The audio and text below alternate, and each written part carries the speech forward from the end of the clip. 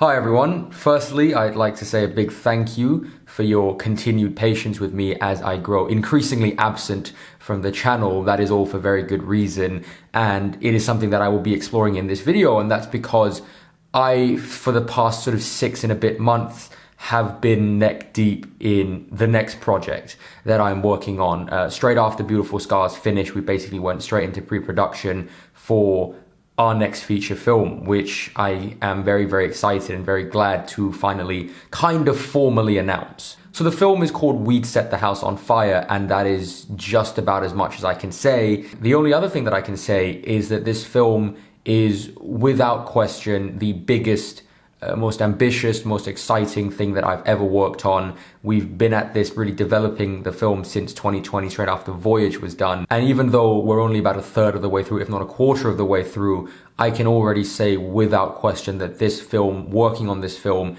has in fact been the single most magical experience of my life. And even though it's extremely far from completion, and I really cannot say and don't want to say anything about it at the moment, I am very much excited to share this film and to talk about it more with everyone in the future. And this film is really the main reason I wanted to change the format of this year's video, just this year, because usually on this day every year I put out a video about a certain film and why I think it's a masterpiece, and I've been doing that for the last few years, and I will continue to do that. You know, there are many, many films that I would love to explore in that format. But for this year, because I've been so neck deep in the process of filmmaking, I wanted to do this video essentially about why I love filmmaking, or why filmmaking is a masterpiece, if you will. So with that said, this year's video being about filmmaking, I didn't just want to look down the lens or read from a script and talk about why filmmaking is so important to me and just me and blah, blah, blah. So what I've actually done is, more specifically, I have asked all of my close friends, all of my colleagues, people that I've worked with, people who have been through the journey with me and supported me from day one, all of these people, most of them, to send in a video asking a question about films, about filmmaking and all that kind of stuff, so that not only will I be able to acknowledge and feature all of these guys and show my appreciation and say thank you, but also for the viewers to actually get a more well-rounded view of not just my film career or my film journey, but the beautiful, beautiful process of filmmaking, you know, from not just my perspective, but from everyone else's perspective around my life as well. Therefore, making this one of my favorite videos, and one of the videos that is going to be most important to me, purely because it's an opportunity for me to get to say thank you and get to interact with so many of the people who have made me who I am in terms of my job, in terms of my life, and share that with everyone. So this will probably be the most personal video I'll ever make on the channel. And with that said, I will now cut to the bit where I answer all these questions, and hopefully not only will you be able to learn a little bit more about my filmmaking journey and the people who have supported me along the way, as well as our YouTube journey and that growth and that evolution, dare I say, but also hopefully learn a little bit more about the medium of filmmaking itself and why it is so magical and so important to so many people, myself included. So I'd just like to say a big thank you one more time to everyone for supporting the channel and for being here for me and everyone else in the team. We all love you very, very much, and we cannot wait to share more about the film and our filmmaking journey with you all. Thank you. Okay, so we are in the Q&A section, 3 days after I filmed that previous bit. If I look extremely tired or extremely drunk, that's because I'm extremely tired and a little bit drunk. I do need some alcohol to just get through some of these questions. It's been a long few days. My friend here will be asking and feeding me the questions. And yeah, without further ado, let's get into why I love filmmaking. Hey Panwa, Dylan here, Popcorn Podcast. So over the past year, I've been fortunate enough to get to know you more in person. We've had many great outings, and I think it's safe to say we've become pretty good friends. However, there are still a few burning questions that I have for you. So here goes. Of course, it's obvious to anyone who meets you that your biggest passion in life is films, and even more so, filmmaking. However, it can't be understated that a big part of your journey has been here on YouTube, sharing your thoughts on movies and connecting with other flick fanatics, for lack of a better phrase. So on that note, I'd love to know, what would you say your top 3 videos that you have done that you are most proud of making here on the channel? That's my first question. My top 3 favorite YouTube, I'm gonna have to kind of put some of these together. In no particular order, the Game of Thrones rewrites two parts into one kind of point because of the effect that they had on the channel and how proud I am with that video. I was able to collaborate with one of my close friends, Tim, on the artwork. It was great fun. After that, it would definitely be the end of the decade videos, the the end of the decade mashup and the top 20 films of the 2010s. I'm really, really proud of that one. And to be honest, I don't know if it counts, but I would probably say this one just because of the amount of people in my life who mean so much to me and, you know, I've been able to form meaningful relationships with, have been able to contribute to this video. So probably this one, and if not, any one of the Why So-and-so is a masterpieces, maybe the pairing of why Inception is a masterpiece and why Tenet is an Inception sequel, which blew up during COVID. Yeah, I'm pretty proud of that one. Moving on. My second question is, and I'm sure you've probably already covered it in this video so far, but what has been for you one of, if not, the most rewarding aspect of your filmmaking journey so far? Without question, for me, it has always been this way since the beginning, and it's quite honestly the main reason I do it, and that's being able to share the magic with others, being able to bring more people on and bring them into the family, if you will, and essentially show them how I feel about filmmaking and let them understand why it means so much to me, as I am with all of you guys at the moment. Essentially giving people, fellow artists and friends and people that I care about, something to be proud of, a piece of work that they've done that they can be proud of. You know, and when we get into festivals, when we get it on Amazon and whatever, all these people that I appreciate, seeing them succeed is the greatest joy I could ever ask for. And my third question, finally, to end it on a bit of a fun one here, I'm going to ask if there was one film franchise that you would love to get involved with one day, perhaps direct a film for, which would it be and why? Thank you. That's all. Happy birthday, and I will see you soon. I have always wanted to do a Star Wars film specifically about Jedi, Sith, Force related stuff with epic lightsaber fights, but nothing specific. However, I would love to do a Green Lantern movie. I think I would direct the shit out of a Green Lantern movie. I have so many ideas for that. But if not, I would also have loved to have made my Obi-Wan Kenobi Darth Maul film, which I did a video pitch on years and years and years ago. Yeah. Hi Panwar, your question is, on the set of what movie would you be on throughout history? I worded that very badly. Get the fuck out of my face. So Apocalypse Now is an obvious one. However, I think that as a filmmaker, the two films you need to watch back to back to truly understand the beauty of filmmaking, back to back, are 12 Angry Men and and Lawrence of Arabia, excuse me, purely because of how drastically different they are, but how, you know, masterfully crafted both of them are. So I would actually say be on the set of Sidney Lumet's 12 Angry Men and then straight onto David Lean's Lawrence of Arabia, or vice versa. That's my answer. Anwar, happy birthday, bro. I think it's really awesome you're doing this, and I wish you all the best in the world. My question to you is, if you could have any actor from any medium in one of your projects, who would you choose, and do you have a specific role or a vibe of a role that you would give them? And it can be somebody that you just think is super talented and you want to, you know, work with that talent, or somebody just really fun to work with. I obviously would have loved to have worked with Cary Grant because he seems awesome, but all of the actors who are still around, there are two that come to mind because I think that both of them are some of the best actors working in Hollywood today. They would probably really enjoy the way I like to shoot films and the way I like to work.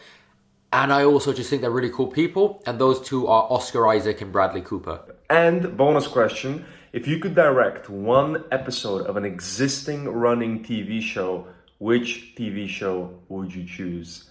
Lots of love, man. Have the best day. House of the Dragon, or anything Game of Thrones related to prevent anyone from fucking it up. But also, another one, I really would have loved to have directed the entire series of the live-action Avatar: The Last Airbender show. Because that show is, in my opinion, one of the greatest shows of all time. It has taught me so much of what I know about filmmaking. It means so much to me.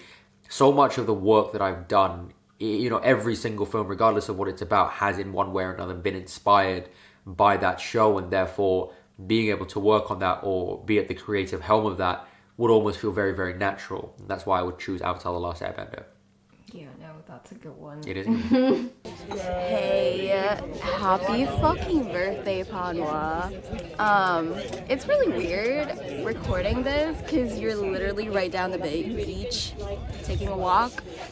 I just want to say that you've been a really good friend to me, and I'm so thankful to have you in my life. And hopefully, for more years to come, we'll be really good friends. Yeah. So, anyways, just want to ask, because you requested for a couple of questions, sorry. But I want to know what qualities, like what do you look for in a life partner? Because I know that matters a lot to you. By the way, the person who's asking this question is the one filming. Everyone who knows me knows that there's only one quality that I actively, desperately look for. And I know there are some people, Theo, Megan, Tom, they're all looking at this and they already know my answer. We'll say it together, consistency. That is the only real trait that I look for. Also, best and worst date you've ever been on. This has nothing to do with films. It's not really a date or anything like that. It's not like a formal thing, but there was one time I was on the phone with somebody. We talked through the night and we hung up the phone because I saw them in person. Spent some time together, went home, slept because we didn't sleep the night before, and rinse and repeat. We're on the phone for a very long time and sort of fell asleep on the phone, and woke up with the phone kind of still going. And I might cut this out, I might not, depending on how generous I'm feeling. But it was a really nice interaction. That made me really happy. Anyway, moving on. Well, it's not going to be cut out. Well, and then the worst. Everyone who knows me knows exactly what I'm talking about when I refer to the car. It's good though. Okay, next question from me as well. What is a segment of your life you want to turn into a film? Okay, now this is actually a relevant one. Thank you for asking relevant questions. This is honestly a very easy one.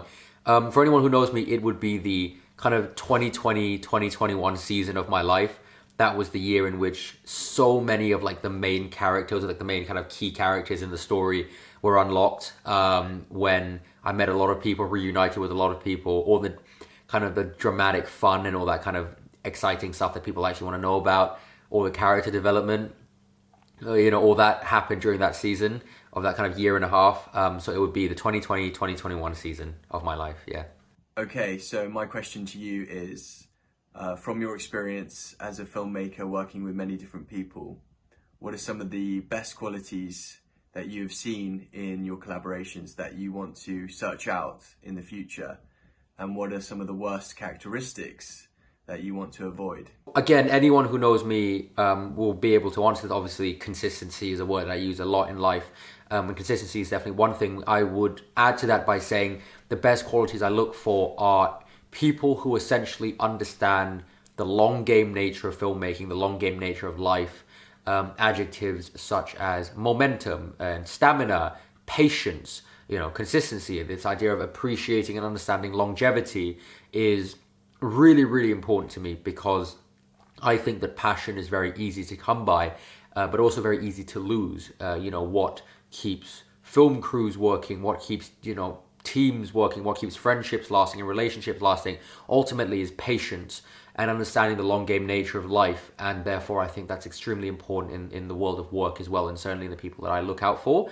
And as for the worst qualities, I would certainly say insincerity. I think there are a lot of people out there, and certainly we've always come across them, haven't we, who don't do what they say. They're not people of their word.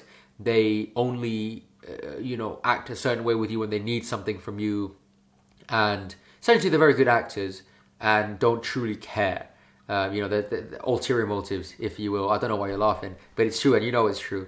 So I would say insincerity for me is the worst quality in somebody I work with, or in life in general.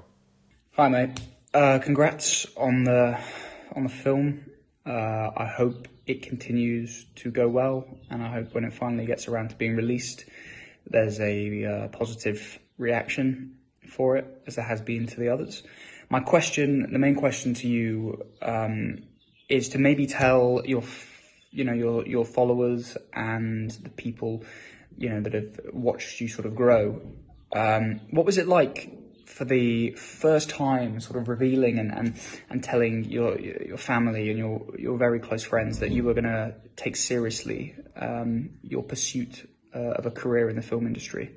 Right. So this is a relatively interesting and boring one. It's pretty generic in regards to coming from an Asian family and wanting to have a career in the arts.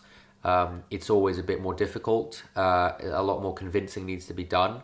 I think so much of why it ended up working was because I did what I said I did, and I followed through on all the things that I said I would do with regards to developing my career and being able to, make things that would speak for themselves, good or bad.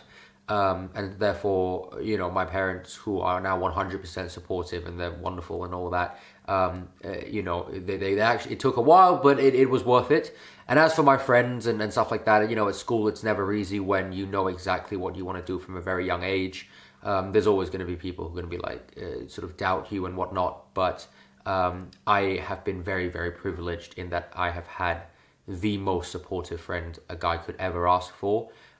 People who have been with me for upwards of 10 years, who were with me when I discovered why I loved what I'm doing now, and have supported me ever since. So that part of it was just the puzzle pieces, fitting in the right place. And I'm very, very lucky to have everyone. And most of them are asking questions in this video too. So yeah, cheers guys. How much do you feel your film making has been influenced by the people around you? Everything. 100%. I am absolutely nothing without the people around me. I truly believe that we are all, no matter how independent, we are all products of the people we choose to surround ourselves with. Therefore, everyone who has ever worked with me has had some kind of effect, positive or negative, has had some kind of input, has taught me some kind of lesson. Without them, I would just be a guy with a big mouth and a bit of ideas. So much is the answer. Hey Panwa, got a few questions for you today. Firstly, what does music mean to your filmmaking process? Okay, so this is a good one because in my opinion, music should be as important in the right at the very beginning as the script, as the way the film's going to look, as the storyboards, the shot list, the ideas, the casting, whatever. But because someone has been so busy that they can't send me music in pre-production, it also kind of now serves as the cherry on top, because there are so many scenes in my films in which, in the films that I make, or the films that I've been involved with, where the scene's is kind of weak and it's not great, and maybe the acting's not good or the lighting's not good or whatever, and good music from the wonderful Fingal Dickens comes in and kind of saves that scene and salvages it. So it kind of serves as the cherry on top. But I have been privileged enough, thank you Fingal, in some cases where the music was sent early and I was able to play it on set. I was able to really build certain characters around it and use it as a genuine tool to kind of further the story, as opposed to just covering up, flaws in a really beautiful way. So in my opinion, I wish it could just be at the very beginning. What genre excites you the most, both as an audience member and as a creator? Same answer for both a filmmaker and an audience. It's horror. I think horror is the most limitless, the most innovative, continuously innovative genre. When you look at what has been done in the last kind of decade with the likes of Mike Flanagan, James Wan, Ari Aster, Robert Eggers, Jordan Peele, you're really seeing horror being elevated from more than just cheap jump scare movies. You're seeing jump scares being elevated in creative ways. And I think that it's one of those genres where it really pokes at certain human instincts that other genres cannot. Humans all get scared by similar things. They all get, relief and stress and tension from similar things, and being able to create kind of this universal language that everyone can get behind regardless of where they're from is really interesting and really cool for me, which is why I think horror is my answer. What one person, actor, director or musician would you want to work with in order to enhance your filmmaking process? I'm sorry, Fingal. Kis Fingal is my composer, for those who don't know, and one of my best friends. My favorite composer, aside from yourself, is Ramin Djawadi, who does, Game of Thrones and Westworld and all kinds of other things. For once, just maybe one project, I would love to have him on and see what he would do. Hi, mate. My question to you is, if you could change one thing about the film industry, what would that be? So the answer to this question, I think, is actually going to be the most controversial of all the answers I give. And it's very much rooted in what I said earlier about the cons of people that I want to work with. I would actually want to make the film industry more selective and more difficult to get into, because as someone who went to film school, you come across a lot of people who don't truly appreciate the wonder and the magic and the beauty of the art form. And as someone whose life was so drastically changed for the better because of films and because of filmmaking, I feel, a great allegiance and loyalty and a need to give back and a need to protect this wonderful art form that has given me almost everything that I love in my life. So there are so many people out there, I believe, who don't feel the same and are trying, or whatever, who don't love it as much and who don't care about it as much. And even though that's not really a problem, I see it as, I feel very protective, perhaps, of the medium and of the art form. And I only want it to be embraced by people who truly, truly, truly care. Even if that's not myself, even if it means that it would be more difficult for me to break into the industry and whatnot. I think that with so much media being made left, right, and center today, film, cinema, whatever, and it sounds really snobbish or whatever the word is, but very elitist, I guess. But I think it should actually be more difficult to get into, and you would need to prove yourself more. You really need to truly, truly earn your place in the industry, and that's one thing I would change about it. Hi, Pamela. Film is obviously a very important part of storytelling. So my question is, what stories do you think need telling in film today and why? All the best. So this was actually one of my favorite questions and one of the ones that I found most difficult to answer. And coincidentally, one of my favorite kind of ongoing TV shows at the moment just ended. Succession is one of them. The other one that I want to talk about is Ted Lasso. And so my answer would actually be something like Ted Lasso, in the sense of, I think we live in a world where people take other people for granted, people take the world for granted, and people are often very, very negative. And when a show like Ted Lasso comes along, a story of that kind that promotes not just love for other people, but self-love, not just support for other people, but self-support, and essentially seeing the beauty and the wonder in the little things, appreciating everyone who's around you, and being able to really, make the most out of a bad situation and embrace and appreciate the good situations and the good things that come in life, that is so important. And I think that, whilst so many seem to want to put others down and want to put the world down and play the victim and whatever, I really think a show like Ted Lasso that promotes you and tells you essentially to stop being a little bitch and just enjoy life is a wonderful message. So I would love more shows like that and more stories like that. Hello, Panwa. So to be honest, I have so many questions regarding your person, but we're gonna keep it simple, and I'm just gonna ask you 2 questions, both regarding costumes, of course. And the first one is, how big of a role do you think costumes play in a movie? As in, how much it helps to build the whole character? Absolutely massive, and so much of why I know that is because of you, Victoria, so thank you very much for asking that question. I think it's absolutely important and does so much in terms of the little attention to details. You're really able to craft characters around what they wear, what their hair is like, what their makeup is like, or what they don't wear, and stuff like that. So I think it's a vital part of storytelling and something that I have been, a lesson that I've been taught very well by you, so thank you.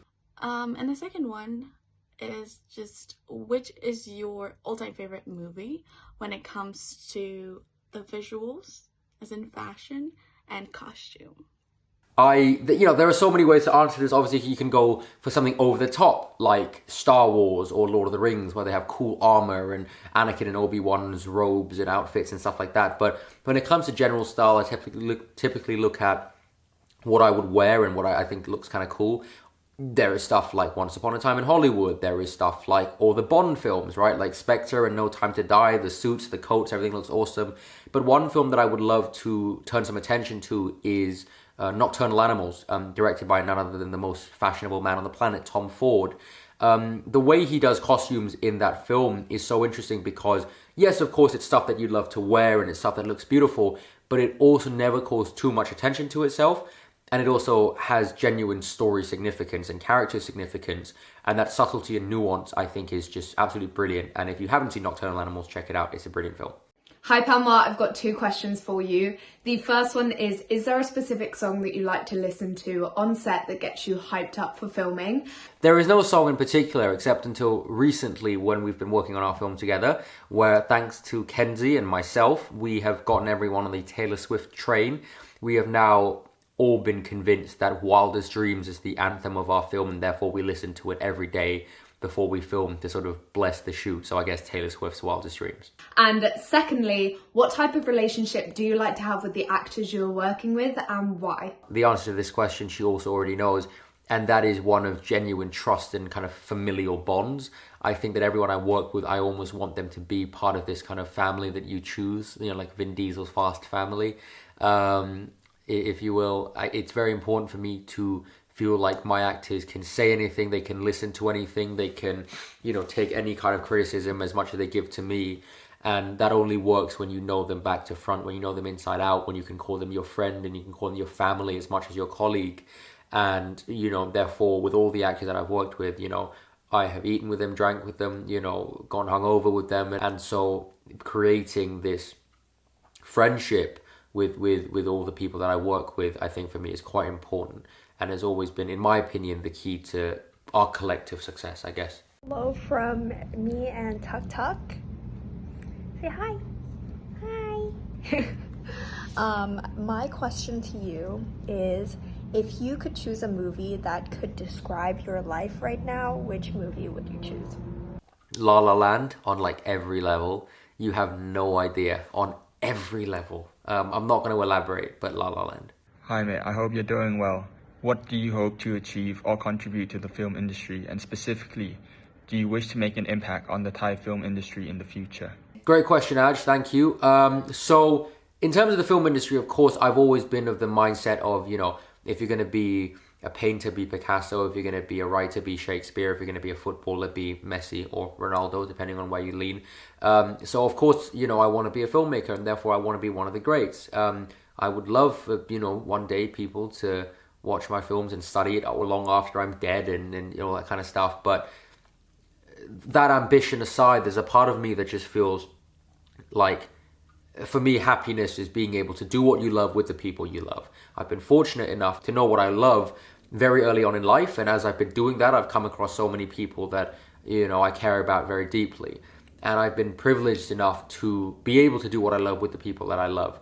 And that for me is happiness, that is fulfillment for me, and therefore I've ticked off almost every damn box I could ever hope to tick. So honestly, that's kind of enough for me. As for the Thai film industry specifically, I think there is so much untapped potential within our culture, within our industry and the kind of the society of Thailand.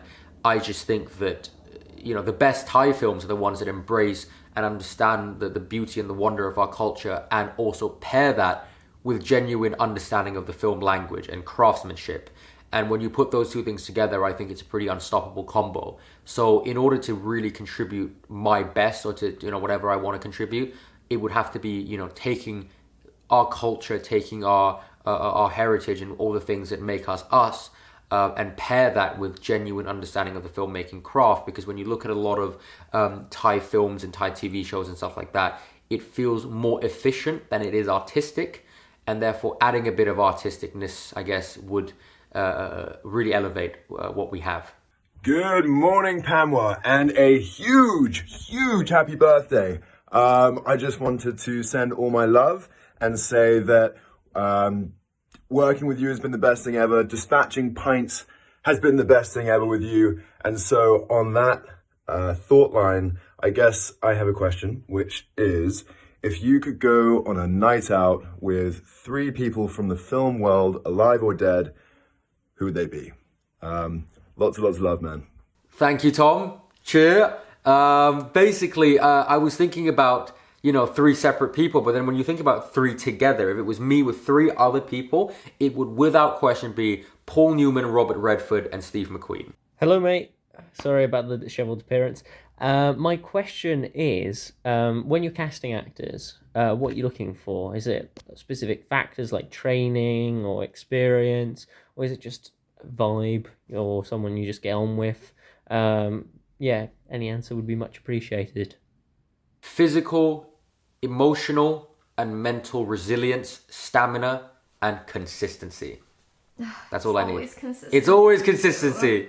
So you've shot films in black and white, but you're also clearly a fan of filtering and grading your footage in colour. So can you tell me what is gained or lost by shooting a film or sequence in black and white? Well, I think oftentimes people say that everything looks better in black and white. I would kind of agree. I think that black and white is so much more forgiving. It essentially is that kind of meme of the duct tape kind of slapped into the leaking tube of water. It kind of fixes a lot of problems and allows you to gloss over bad lighting, allows you to gloss over bad acting, allows you to gloss over bad directing. So black and white is, of course, a very useful tool. It makes almost everything look more cinematic. However, whilst a lot of people say everything looks better in black and white, I say everything looks better at sunset, as everyone who has worked with me knows. And therefore, sunsets look better in colour. That is why I prefer colour, because I like sunsets.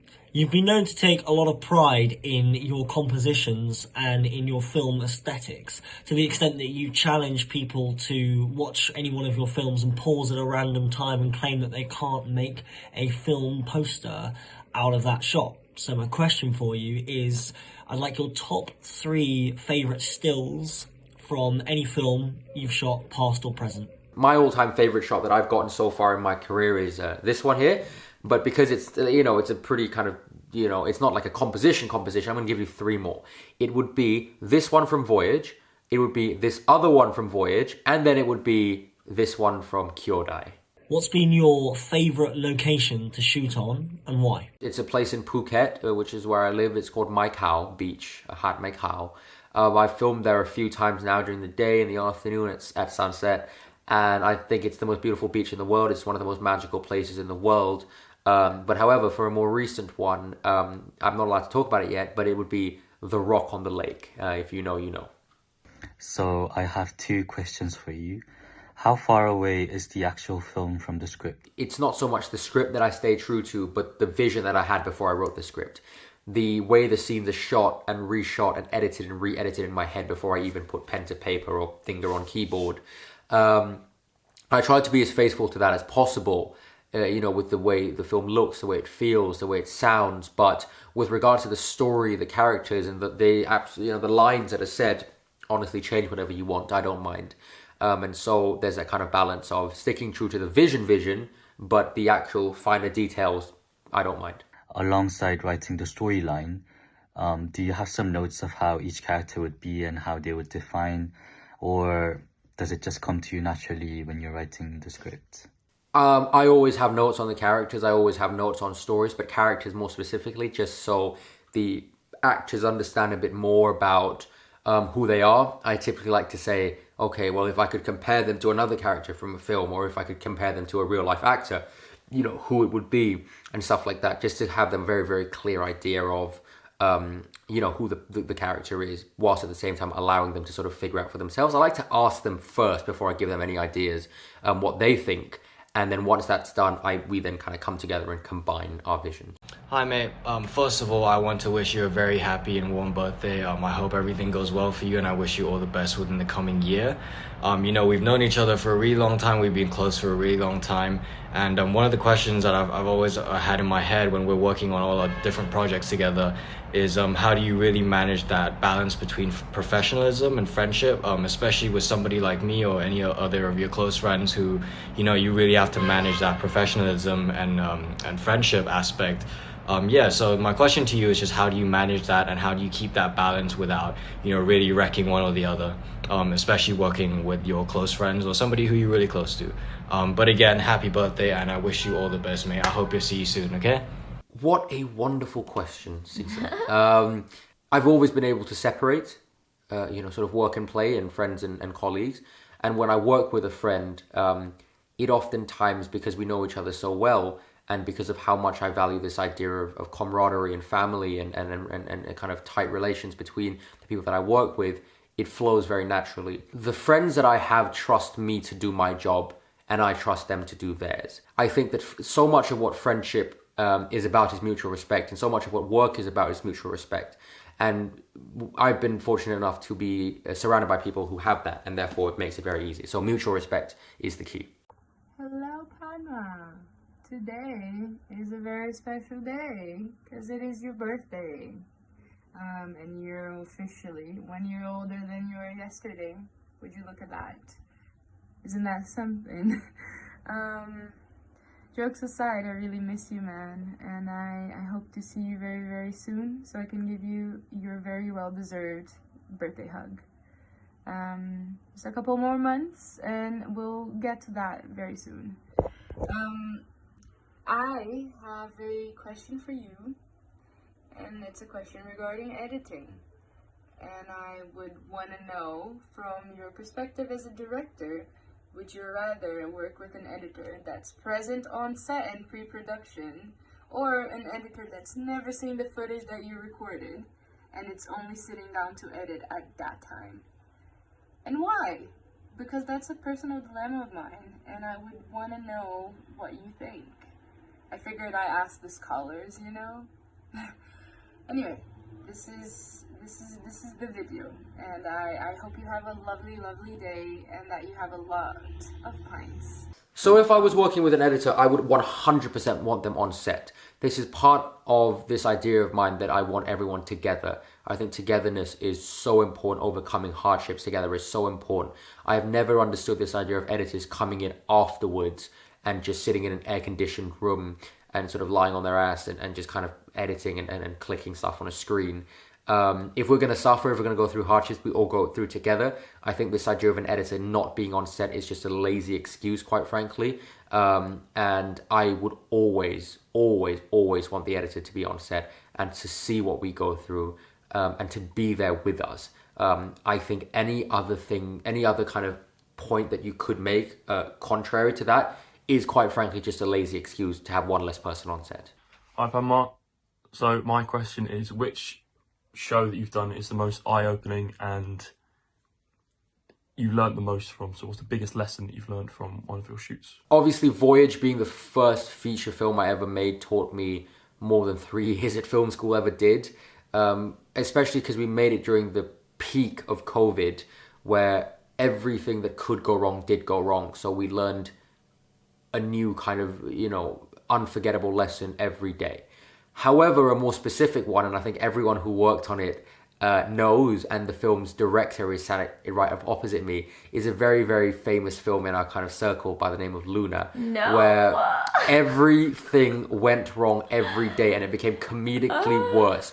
At one point, we had actor Megan, actor Lucy, and sort of focus puller Emmy we were filming my friend AJ's flat, and all 3 of them were lying kind of like corpses, dying. And I just saw AJ kind of cracking away at his dissertation or his essay or whatever. And it was one of the funniest sights I've ever seen.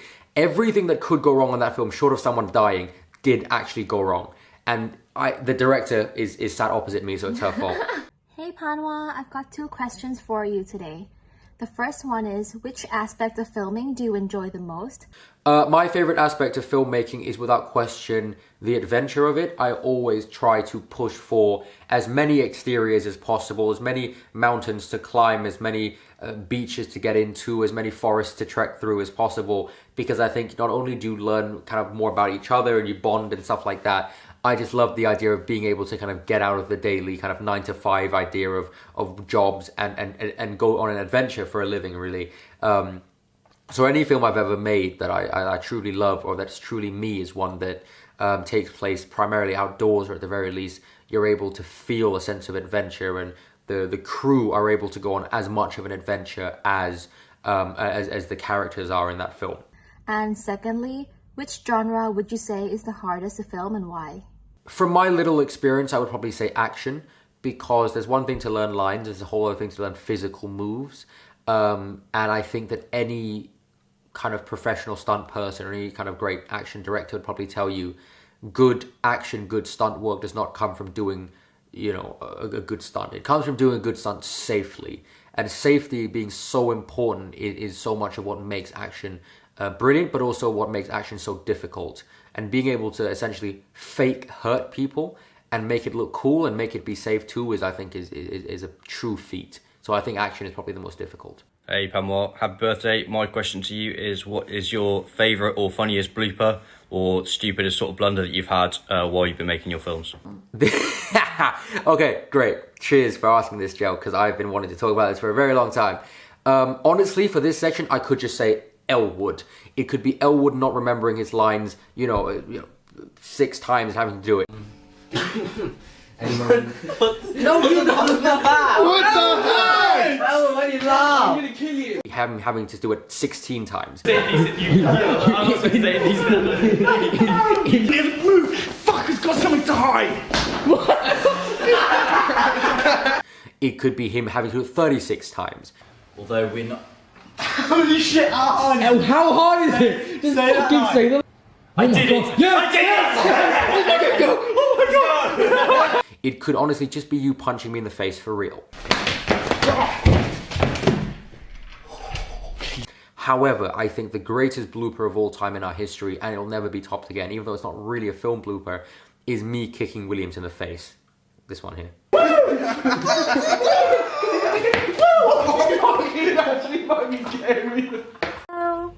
So first of all, I believe that you will be posting this video on your birthday. So happy birthday, Panwa.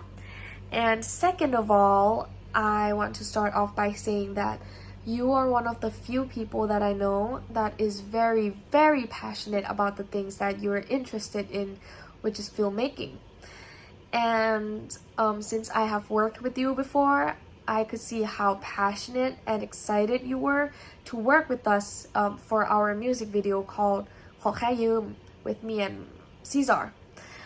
And I want to say that I was very impressed with how you were so determined and how you took your time and effort in editing, how you drafted the music video beforehand, how you communicated with us so clearly, and most importantly, how you were so open and patient with all our feedbacks, which I really do appreciated that. And so it ended up with me being super satisfied with how it turned out, and that we get to publish the video beforehand. I mean, faster than expected. And hopefully we get to work together again in the future. And so the question that I will be asking is, since you have accomplished so many things and so many projects, what do you want to tell your younger self 10 years ago? And what do you want to tell yourself, your older self, in the next 10 years? So good luck and keep up the good work. So what I would want to tell myself 10 years ago, this was when I was 12, so I would have just begun to kind of discover who I was and what I wanted to do with my life, is just own it. You're only on the planet for so long, you may as well do what you love as soon as possible and not waste time. And I feel that same thing about, meeting people and just giving your all to them and giving your all to what you love. And so just obviously being that I was quite young, there was a lot of shyness, there was a lot of anxiety involved. But honestly, if I could go back in time and tell him, I would genuinely just say, stop being a little bitch. You know what you love. Own it. Be proud of it. And when you're proud of it and when you truly love it, no one can take that away from you. So please do that. And as for what I would ask myself in 10 years, first of all, I'd like to know if I'm married. I'd like to know if I have kids, because family is very important to me, as is probably evident by this video at this point. But also, I would really like to know who is still in my life at the moment is still in my life in 10 years. I would really like to know that. So yeah, there you go. Hi Panwa, I have 2 questions for you. My first question is, could you tell us what is the approach you're having in regards to filmmaking, and what are the advantages and disadvantages that you'd like to point out when it comes to your workflow? So as probably already kind of said, it depends on how I structure this video. so much of what I like to do with my films and the films that I make, I don't like to say it's my films, that's the whole point. I want to make it feel like it's our film, where everyone has equal ownership of the film, and it truly feels like a family effort, where you feel like you're working with your friends, where you feel like you have a reason to sleep early, you have a reason to get up early, and you care truly about everyone, and you take a bullet for everyone, you go to hell and back for everyone you know that you're working with, because they would go to hell and back for you. And quite frankly, that can only be achieved not just by respect, but by love, and creating an environment where everyone truly gets along and truly looks out for one another is what I want to do. However, the con of that means that overstepping becomes so much easier, and crossing boundaries and not knowing your boundaries becomes so much easier. Granted, I've been so fortunate in that sort of 9 times out of 10 I've picked people to work with who know their boundaries, who know where they stand, who know their place in a respectful way. But one person who oversteps, one person who disrespects what we have, because of the casual nature, I guess, of our working environment, it makes it so much easier for one person to come in and kind of sink the entire ship. So those are the pros and cons of the way I work, I think. How much do you think AI will take over the film industry when it comes to jobs and tasks? And how much would you personally use AI, and for what reason, while working in a film? No is my answer. I think humans are the best filmmakers because we are human. Great films, great filmmaking, even great, technical stuff is achieved by, human brilliance. When you go back to the kind of great films of old, of Kurosawa, of Hitchcock, of Billy Wilder, of David Lean, Charlie Chaplin, and all these kind of great people, filmmakers who pioneered. Technology, of course, was a big deal, but they didn't have the gear we have today. They didn't have the access to what we have today, and yet so many people say the films they made are so much better than ours now. So I think the technology, if anything, dare I say, is making films worse, not better. And I think we need to revert and go back to perhaps a more traditional and conservative way of doing things. That's why I have so much respect for directors like Nolan and Damien Chazelle and all these people who still shoot on film, who still cling to practical effects, who, do things with as much humanity as possible. So no AI for me, thank you very much. My question to you is there ever too much CGI? And how do you find that balance between using practical and computer-generated effects? And what are your opinions on the rapid digitalization of effects nowadays? We don't use practical for pretty much anything anymore. So obviously, contrary to what I said earlier about practical effects and AI and everything, I think CGI can indeed, when used well, be such a wonderful tool. When you look at directors like Zack Snyder and Michael Bay and James Cameron, who cling, I don't want to use the word cling, but who use CGI so brilliantly, and they're artists with VFX, and it is an art form on its own, and I have so much respect for directors who embrace and understand that medium so wonderfully. As much as I love practical effects, and as much as I like to film everything for real, and I do, when you look at the work of Zack Snyder and what he's able to accomplish, when you look at the work of James Cameron, you can't help but be in awe of what computers are able to do. Granted, I don't think I'll ever go down that route as much, but I have the utmost respect for it, and when done right, as evidenced by these guys, and Fincher, by the way, who I think is one of the best kind of visual effects artists, or visual effects driven directors of all time, and Ridley Scott as well. It is truly something to behold. So it's just about balance, as Alex says, to be honest. As a filmmaker, what are your favourite moments and highlights in your career? Okay, well, there's definitely been a few for sure, and I guess this is a brilliant one to end on. I guess arguably the biggest highlight is getting rejected from NYU. It was the biggest and most painful rejection of my life, and it is the best thing that ever happened to me. Because if I got into NYU, I would not know 90% of the people in this video. I would not have been who I am today. Getting into that film school was so important to me at the time, when in reality it meant absolutely nothing. And I am so glad that was a kind of core moment in my life. It was a canon moment, if you've seen Across the Spider-Verse. That was so important to me to get rejected from that school. In terms of literal filmmaking, they all, for whatever reason, involve sunset. So I'm going to say this sunset from Voyage was a highlight. This other sunset from Voyage is a highlight. This sunset from Kyodai was a highlight. And this sunset from here at Sunset is a highlight. There were some of the few times in my career where I felt like my life was a film. However, I'll give a more kind of fun one as well, which is a more recent one for those who know. It would be the night in the shed after we had dinner at the hotel. I'm going to play a little clip here, and for everyone who was there, you'll know it was a very fun night. It was a great highlight for sure. So now that we've reached the end of the video, I just really want to say thank you to everyone involved. I want to second what Dylan, I want to kind of go back to what Dylan asked me about my favorite YouTube videos. I think this is one of my favorite videos of all time, not because of what I've said, but because of the people I've been responding to. You've all been so important to my life and so, vital to my evolution as a filmmaker and as a person. Without question, I would not be here without any of you. So this wine glass is empty, but I'll be sure to refill it and, toast to all of you guys and to all my wonderful followers, subscribers and everything. I hope to not let you down with the lack of content in the years to come. And I hope that I will be able to share more of our film, We Set the House on Fire, with you all very, very soon.